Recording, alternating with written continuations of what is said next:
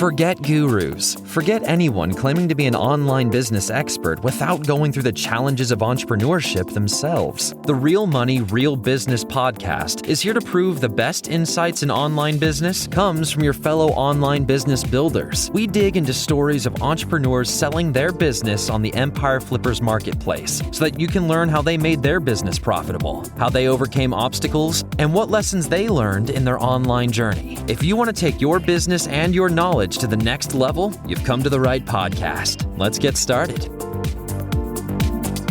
Hey everyone, welcome to another episode of the Real Money, Real Business podcast. We record these interviews so that potential buyers can learn more about the business and the seller to help them make an informed buying decision.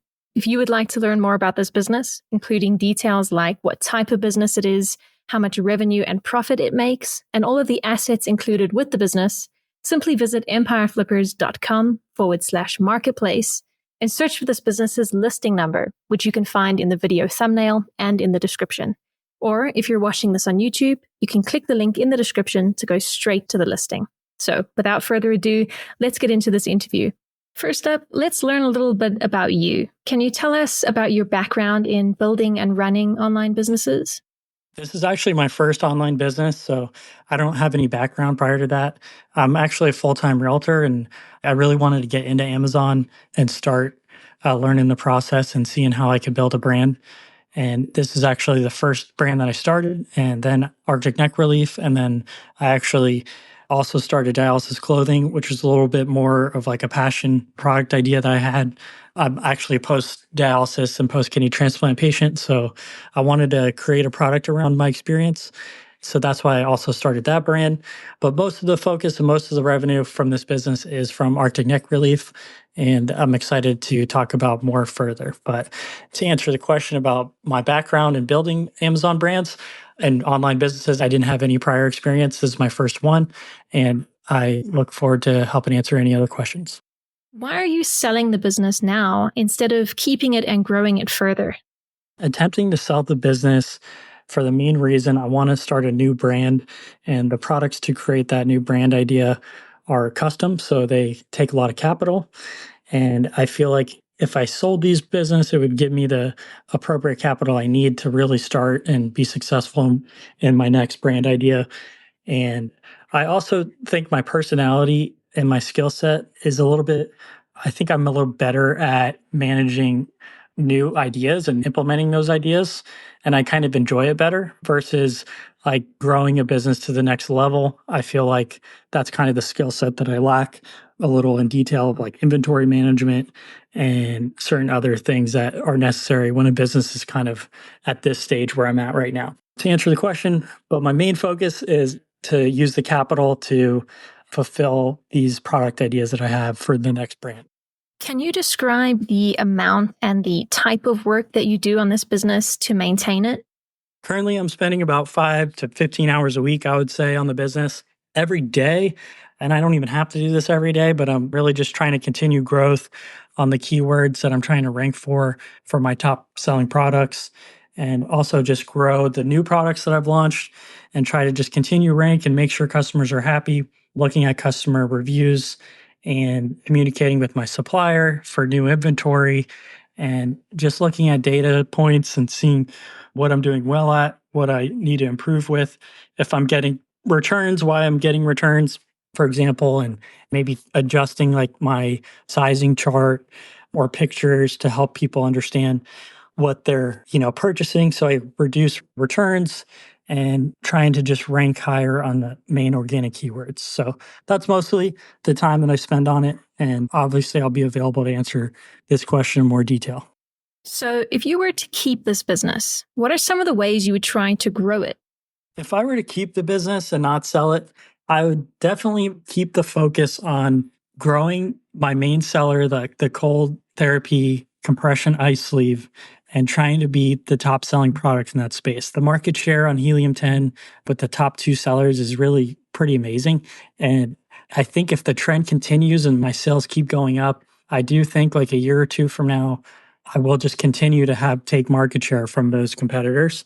So my main focus near term would be to continue growing that product and focus on using that revenue to grow other products around cold therapy, but mostly around the knee wrap product that I just launched, because I kind of envision like having those two products, the knee wrap, elbow wrap product, that's more of a longer term cold therapy product and more for like injuries, and the compression sleeve product that's more for like daily recovery, in combination with the main keywords on Amazon, like knee ice wrap products and knee ice sleeve.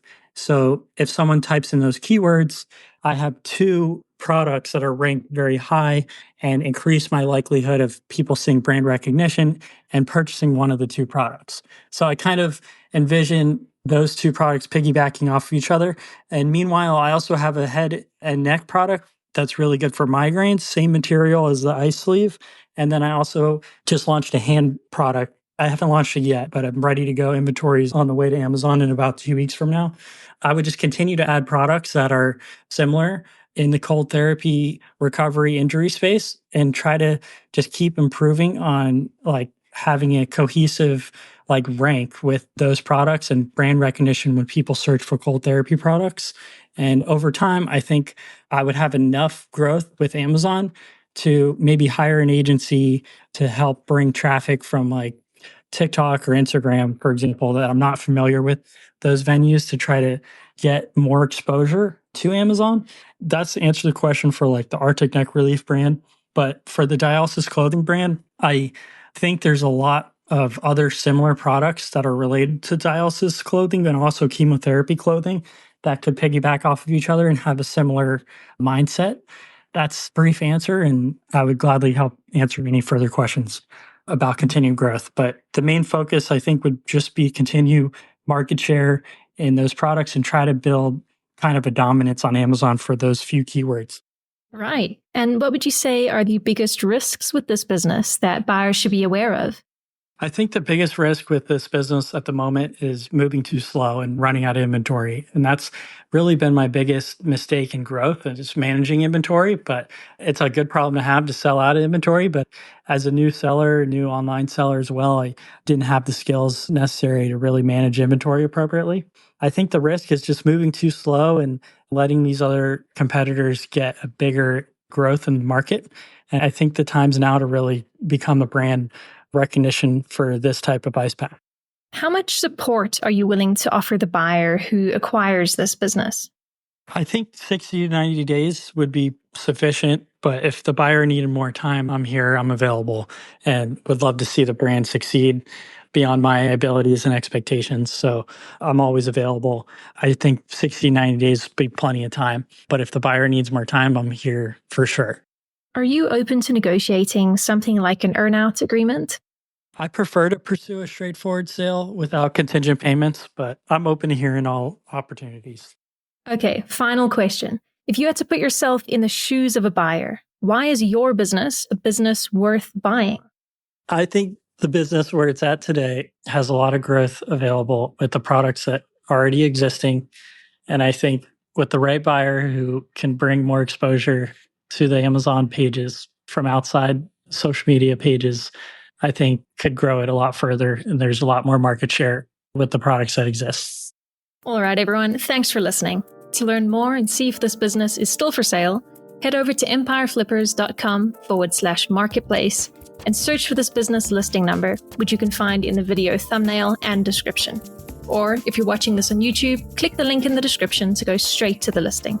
Once you've unlocked this listing, you will find everything you need to know about this business. So, thanks for joining us. See you next time.